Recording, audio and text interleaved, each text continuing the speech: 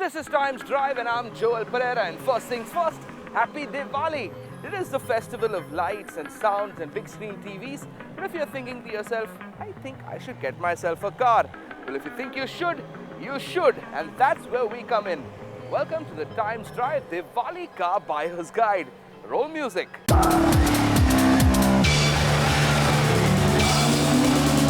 Now, the first thing we did when we decided to put down the Diwali Car Buyer's Guide was sit down and make a list of all the models available. That's when we realized that Joe Public Car Buyer has upwards of 90 models to choose from.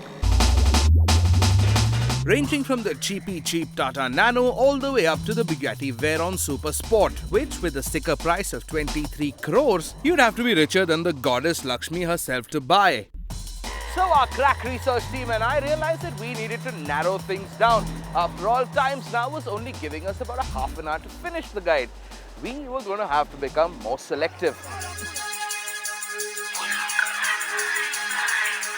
We decided to focus on where the bulk of the action was. More than 95% of all cars purchased in India range from the 1 to 20 lakh rupee price brackets.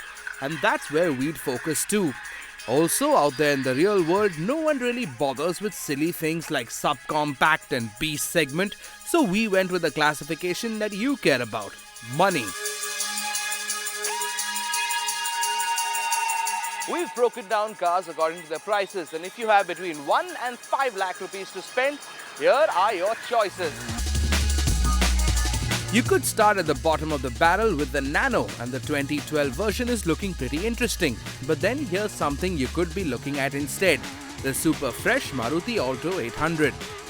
Now, it might be called the Alto 800, but really has nothing in common with the older 800 except for the name. This is an all-new car set to take the Alto into the next decade. And though it might not be as stylish as the competition from Hyundai, the Eon, this car is basically a love child between the existing Alto and the A-Star.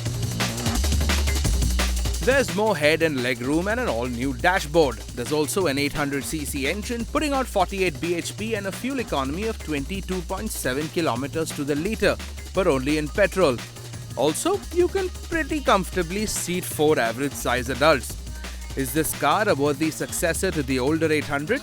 Probably not, but then times are different. Is it a great starter car to buy this Diwali? You bet.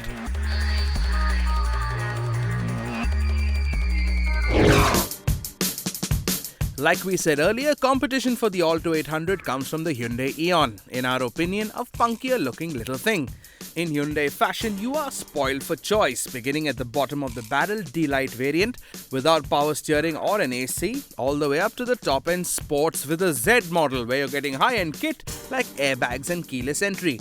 All Eons share the underpinnings though: an 814cc IRDE engine putting out 56 bhp and 76 Nm of torque, more than sufficient for the urban and semi-urban driving that most people are going to do in the Eon. According to the RI Rating Center, you're getting 21.1 kilometers to a litre of petrol, and that's a magic number for a lot of car buyers out there.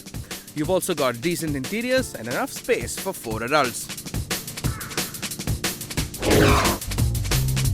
Not too much has changed in the larger hatchback market this year, except a couple of upgrades. For instance, both the Honda Brio, in our book one of the finest city hatchbacks out there, gets a 5-speed automatic transmission, making this already great city bounder even better.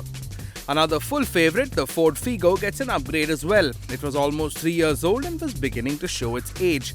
The new Figo gets a new headlamp and tail lamp as well as redesigned bumpers. The petrol and diesel engines get a little tweaking, making them a little more responsive.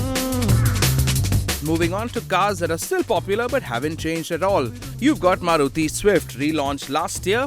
With this massive waiting period, you really don't need any proof of its popularity. There's also the Nissan Micra, a car that I have a particular soft spot for because of the way it looks. There seriously are no straight lines on this car, and driving it makes you feel like you've stepped into a cartoon. Moving on, the first truly German car in the small car market, the Volkswagen Polo. Now here's a car we'd endorse hands down any day of the week. What you're getting with the Polo is German fit and solid quality and engineering that only the Germans can do.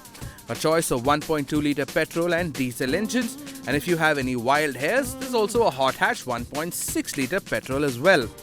If you're looking for something with a little more flair, there's the Skoda Fabia. It's identical to the Polo under the hood, but you're getting different bumpers and the Skoda badge.